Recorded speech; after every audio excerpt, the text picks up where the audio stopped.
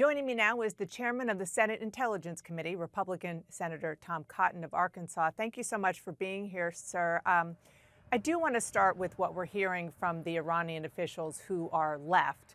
One said that President Trump crossed a red line by killing Iran's supreme leader and that revenge is their duty. Another key Iranian leader vowed that they will stab America in the heart. We're already seeing Iran retaliate against countries in the region that host U.S. military bases. How worried should Americans be about this war expanding closer to home?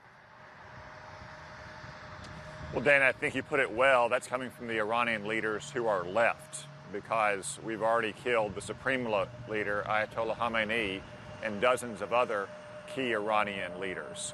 This is the exact same kind of rhetoric, though, we heard from the supreme leader over the last couple of weeks on Twitter, and we've seen how that worked out for him.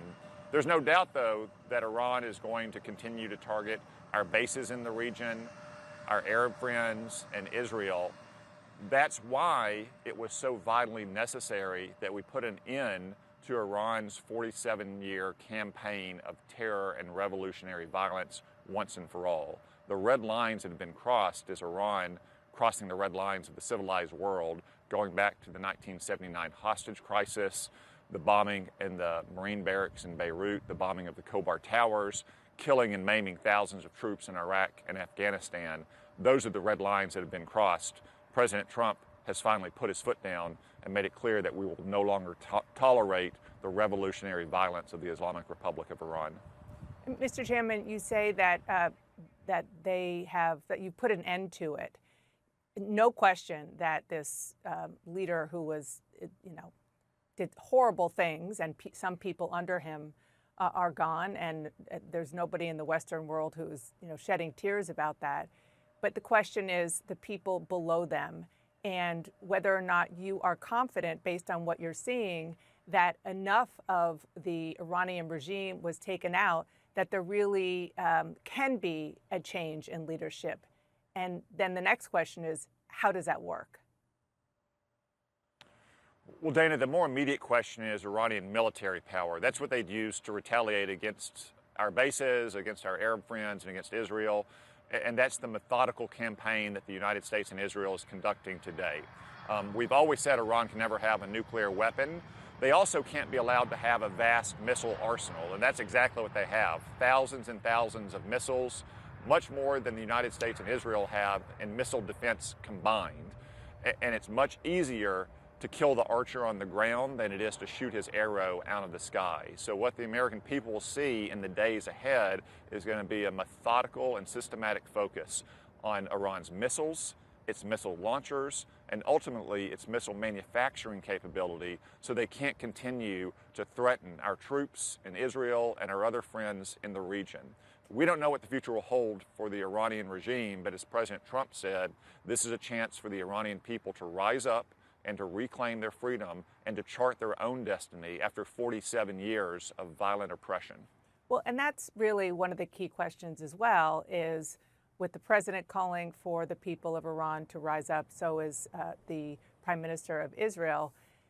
How realistic is that, given the fact that the Iranian people have no weapons, they barely even have internet? Well, Dana, we saw that the Iranian people hate the regime just last month. Starting in late December and into January, tens of thousands of people all across Iran were rising up in protest against their leadership. The only thing that stopped that is the supreme leader and the other ayatollahs cutting off all communication with the outside world and machine gunning their own people. Tens of thousands were killed by the thugs that were running the Iranian security services. President Trump promised the Iranian people that help was on the way. Help has now arrived, and I would join President Trump and Prime Minister Netanyahu in encouraging the Iranian people to rise up and take their fate into their own hands. Help is here. We're going to continue to degrade the regime of the Ayatollahs, to target their missiles, to target the security services like the Revolutionary Guard Corps and the Quds Force, the shock troops that have kept the Ayatollahs in power. And I would suspect we'll see more and more Iranians taking to the streets to try to take back their own destiny.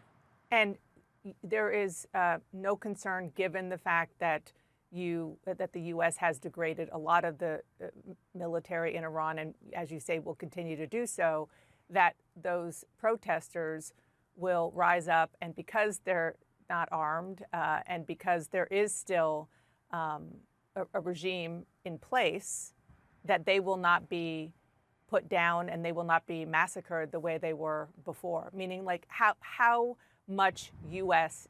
help is going to go in for them beyond the degrading of the regime's military? Well, Dana, of course there's concern because you still have revolutionary Islamic theocrats in charge of the government of Iran. But as President Trump has said, help is on the way.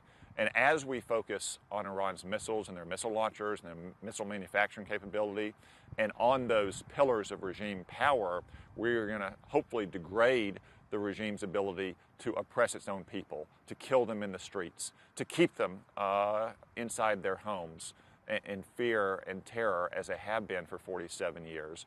And I also hope that we'll begin to see some of those security services saying that it's not worth it anymore.